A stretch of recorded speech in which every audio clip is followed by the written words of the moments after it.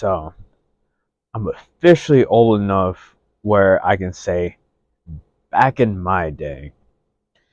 And back in my day, the old folks, because I wasn't necessarily that much younger than the people I would consider old, but moving on, they would used to say things like children should be seen and not heard, or stay out of grown folks' business, which was another thing they used to say, and they probably still say.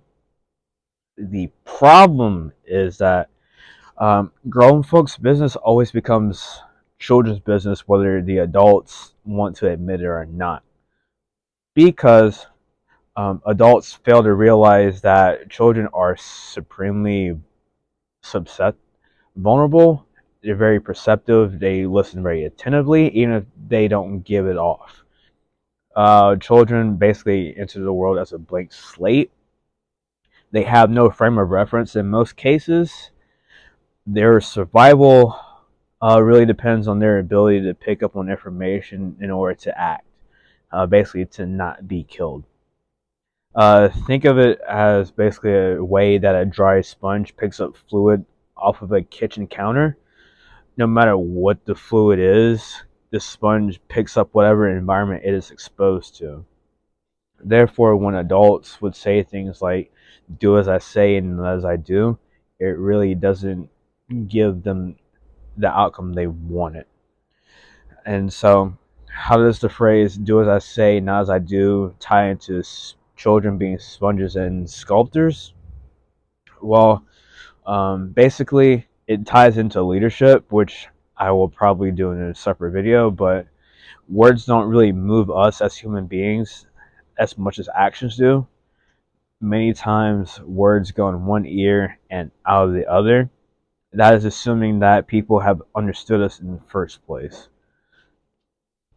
And so, what's even scary is that we become very dismissive of people before we allow them a chance to speak.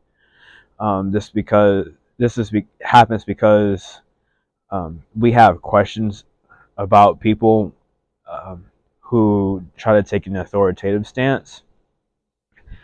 Many times we may not have um, many different examples to look at when we're supposed to as children. So, for good, bad, or indifferent, we model behaviors based on what we see. And modeling is defined as the process through which children learn a large number of behaviors, skills, and ways of thinking and feeling without direct experience. And so basically, children are sponges that absorb information from their environment and then make models based on information. The models that children form will serve basically as their frame of reference that will carry them until adulthood. And so, how does that being a sponge relate to being a sculptor and my cousin as he gets older? Well, his father basically served as a template how he carries himself or carried himself into adulthood as far as like wanting a wife, marriage, or a decision to have children. And then how that relates to myself and my cousin, like basically my mother, my father also served as a template of how I carry myself currently. The concept of modeling when it comes to sponges and sculptures, as far as like absorbing and then sculpting afterwards, modeling affects both genders of humans in different ways. I guess um, when it comes to girls, the old adage is, if you want to know what a girl, well, the old adage used to be, if you want to know what a girl will look like when she becomes older, look at her mother. Um, when it comes to boys, basically he's going to look at the adults in front of him and he's going to say one or two things. Either one, this is the man that I want to become, or two, this is the man that I don't want to become.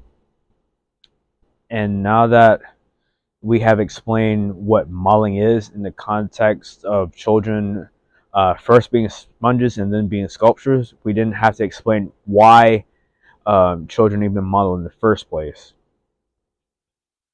And the reason why children have to model in the first place is because a lot of times they have the lack of a guidance of a trustworthy adult, and guidance meaning that um, this is why I do what I do. Here are the mistakes that I have made. Here is what I have learned, and here is how you can avoid the same pitfalls that I have how I have fallen into. And without proper guidance, it was like we were on the outside of the window of life looking in. And so, according to Google, sculpting is defined as to create or represent something by carving, casting, or sharpening techniques.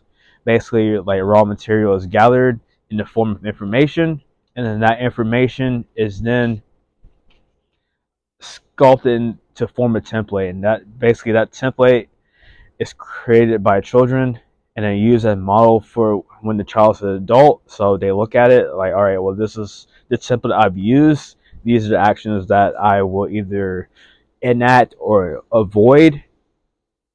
And then for men in particular, we're basically going to look at that template and say, this is the type of men that I want to become, or the type of men that, or two, this is not the type of men that I want to become.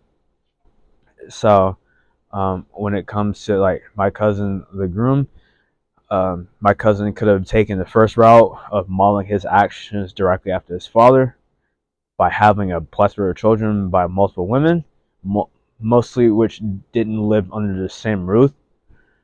But he decided to use his father as a template and decided to go in a different direction. So my cousin made a decision to himself that he wanted to bring awesome humans into this world in order to change the world with someone obviously that he likes and cares about. That's part two of the stipulations.